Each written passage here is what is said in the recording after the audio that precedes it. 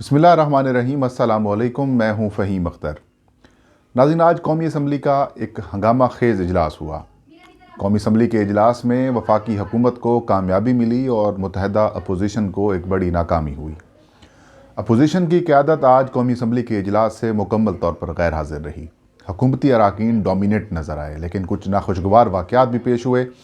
ऐसे में हुकूमत फ़ाइनेंस बिल, जो तरमीमी बिल 2021 था, उसे पेश करने में कामयाब हो गई। कौमी असम्बली इजलास में आज अपोजिशन को नाकामी हुई और नाकामी से बचने के लिए अपोजिशन ने क्या बहाना बनाया, उसका अहवाल बताएंगे। आज स्पीकर कौमी असम्बली असद कैसर की सरबराही में कौमी असम्बली के इजलास से पहले वज़ीर आज़म इमरान खान की सरबराही में 2 और 3 अहम बड़े मीटिंग्स हुई। वज़ीर आज़म की सरबराही में वफाकी काबीना का आज अहम इजलास हुआ और इस इजलास में जो फ़ाइनेंस तरमीमी बिल 2021 है, उसकी मंजूरी दी गई। As per expectations MQM Pakistan की जानिब से कुछ कंसर्न शो की गई।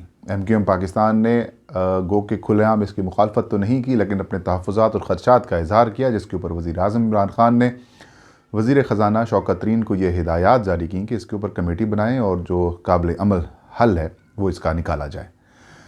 काबीना की मंजूरी के बाद मामला पार्लिमानी कमेटी के पास आया।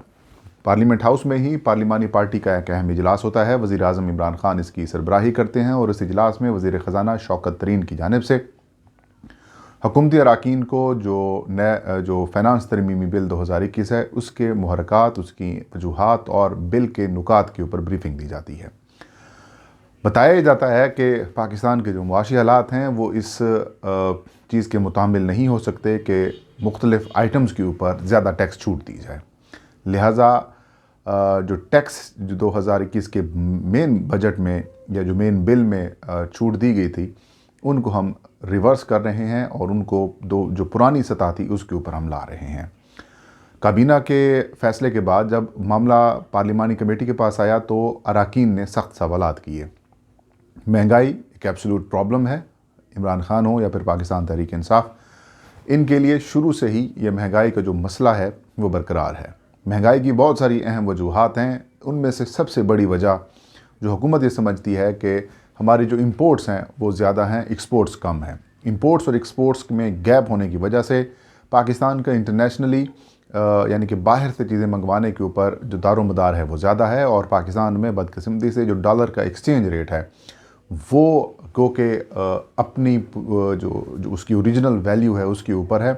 हुकूमत पाकिस्तानी ख़जाने से मार्केट में इन्वेस्टमेंट नहीं कर रही, जिसकी वजह से डॉलर की जो उड़ान है वो ऊपर है।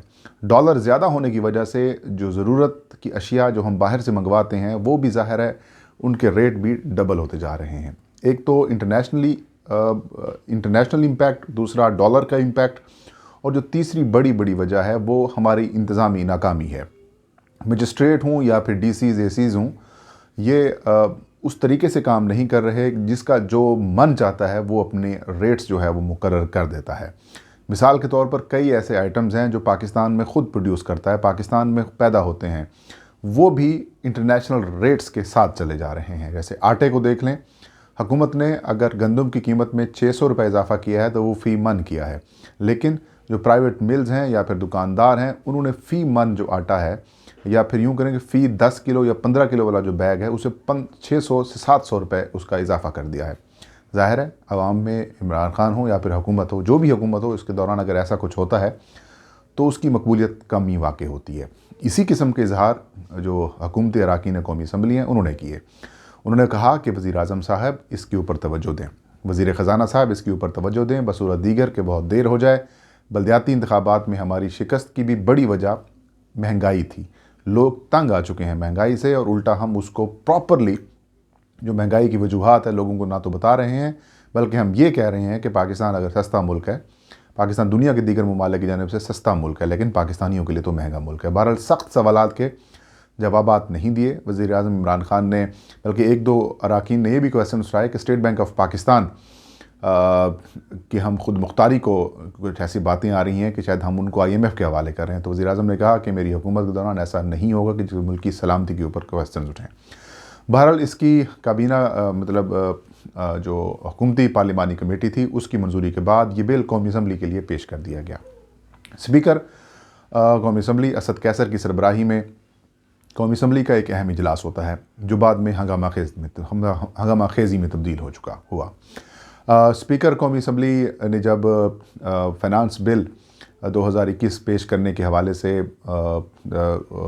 वज़ीर ख़ज़ाना को फ़्लोर दिया तो उससे पहले मुशीर पार्लिमानी अमूर डॉक्टर बाबर रहमान की जानिब से मामूल का जो एजेंडा और क्वेश्चन आर थे उसको मुअत्तल करने की तहरीक पेश की, जिसे मंजूर कर लिया गया।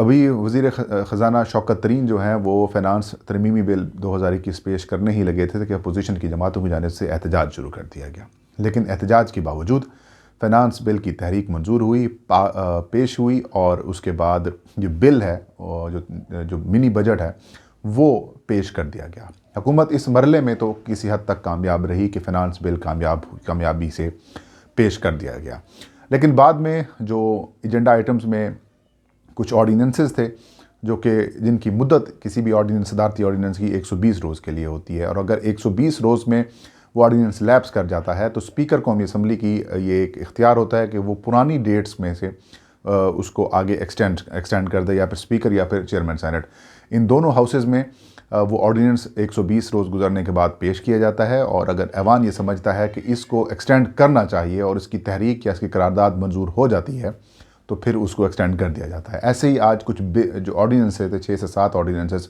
उनमें से कुछ लैप्स कर चुके थे और कुछ नहीं किए थे। उसके ऊपर स्पीकर कौमी असम्बली ने अपनी रूलिंग दी और ये इजाज़त दी कि इनको दोबारा किया जाए या पेश किया जाए और 120 रोज़ की एक्सटेंशन दी जा सकती है। एजेंडा आइटम नंबर 7 था, इमलाक से मुतालिक एक ऑर्डिनेंस था। जब वो पेश किया जा रहा था तो अपोजिशन ने वोटिंग के तरीक़ाकार को चैलेंज कर दिया।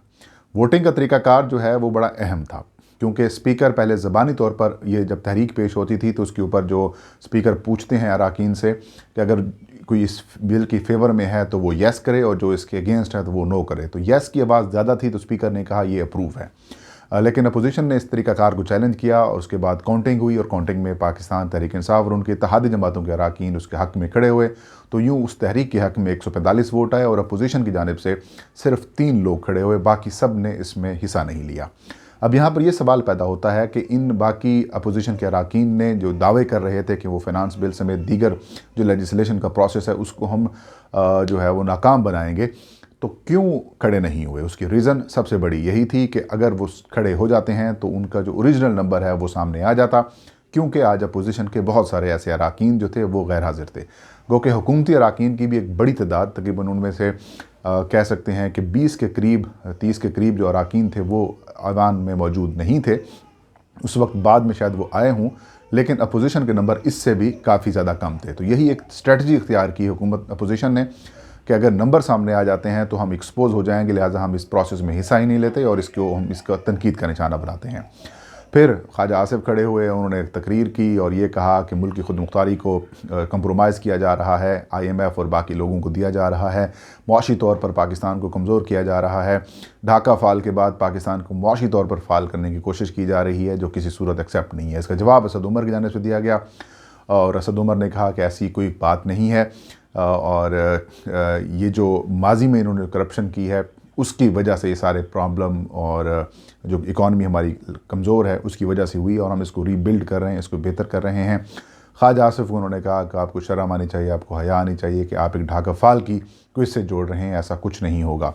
अपोजिशन को बिलखुसूस पीपल्स पार्टी और नून लीग पर सख्त तनकीद भी की असद उमर ने और ये कहा कि PP और नून लीग वाले खैबर पख्तूनख्वा के बल्दियाती इंतखाबात के नतायज के ऊपर बहुत ज़्यादा खुश हो रहे हैं और वो ये कह रहे हैं कि PTI को वहाँ पर शिकस्त हुई, हालांकि वहाँ पर JUI जीती और PTI 15 से ज़्यादा तहसीलों के ऊपर कामयाब हुई और नून लीग ANP और पीपल्स पार्टी की मिलाएं तो इनकी कुल 9 नशिस्तें बनती हैं।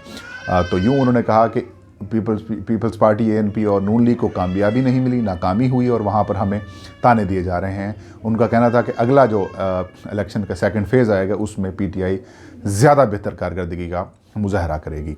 आज के इजलास की ख़ास बात ये थी कि अपोजिशन की टॉप लीडरशिप बिल्कुल ऐवान से गैर हाजिर थी। बिलावल भुट्टो ज़रदारी हों, आसिफ अली ज़रदारी हों, शहबाज शरीफ इवन ख़ुद नहीं थे और अख्तर मैंगल वो भी नहीं थे और भी बड़े सरकर्दा रहनुमा जो थे अपोजिशन के वो नहीं थे। वज़ीर-ए-आज़म इमरान खान पार्लियामान में मौजूद रहे, उन्होंने एक CEC इजलास की सदारत भी की और पार्टी की नए आइन की मंजूरी दी और 2015 के आइन के ऊपर तहरीक इंसाफ अब चली गई है। اور اس اجلاس کو صدارت کرنے کے بعد جب وزیر اعظم نے دیکھا کہ فائنانس بل پیش ہو چکا ہے تو پھر وہ ایوان سے چلے گئے اور پرائم منسٹر ہاؤس چلے گئے۔ آج کے اس اجلاس میں پاکستان تحریک انصاف کی ایک رکن اسمبلی سیمی غزالہ کو پر کے ساتھ بدتمیزی کی گئی پیپلز پارٹی کی ایک MNA کی جانب سے، اور اس کے بعد ایوان کا ماحول کافی زیادہ خراب ہوا۔